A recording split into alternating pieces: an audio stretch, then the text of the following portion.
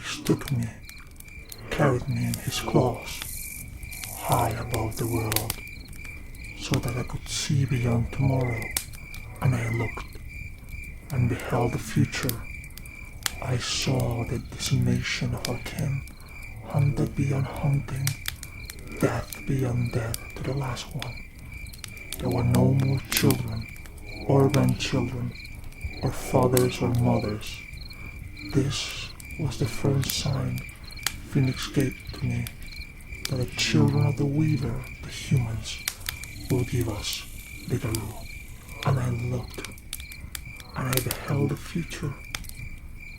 I saw the children of the Weaver birthing a great tide of humans rising. I saw more and more until Gaia grown at heavy to carry them all. Their houses overrunning, their rakes raping, and their hands claw at the parched earth, trying to feed from hell. I saw the second sign of the last days. That's what Phoenix showed me. That's what the humans would do. I looked again. I beheld the third sign. So many children, so many humans, and they fell against each other, one to one, until the worm brought forth corruption and gave each measure. And the strange fire I saw, out of control, the great plume rising over the wilderness, spreading death wherever it shore, in the dark and cold land. And I heard the agony of the seas as she neighed, for some drunken fool had poured a lake of black death upon her. I turned my head away in disgust, but I could not help to look again, and I beheld then the fourth sign. The worm grew powerful, its wings fanned the breeze of decay. It spreads its disease as they were horrible. The herd became afflicted with disease of the head and the blood. The children were born twisted, animals fell sick, and no one could cure them. In these final days, even the warriors of Gaia could not escape the pulse-sweet talons of the sick brain deathbird.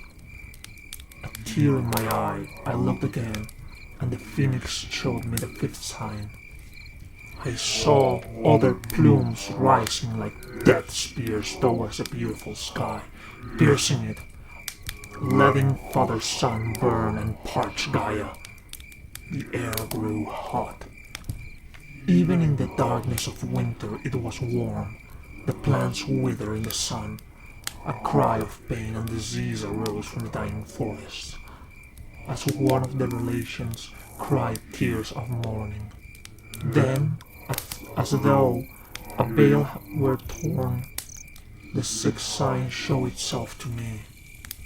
In these last days, Gaia shakes in rage. Fire boils from the depths. Ash shrouds the sky. The worm skulks in the shadows made by bees, and rears to strike. The old ones are gone. The guardians of the pathway and the crossroads are finished.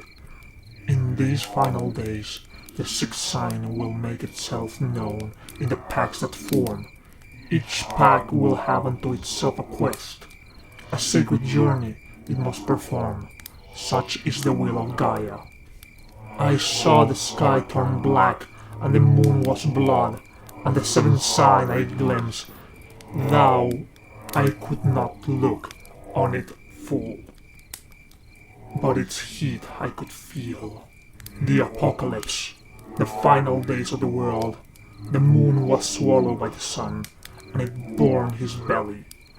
Unholy fires fell to the ground, burning us all, twisting us, and making us vomit blood.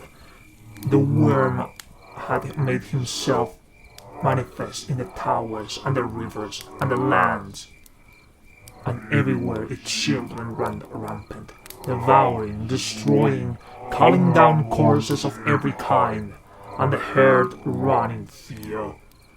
and the Dark Ones, children of the Worm, crawl from their caves and walk into the streets of daylight. I turned my head from the side. Phoenix told me, "This is as it shall be, but not as it should." Phoenix left me then.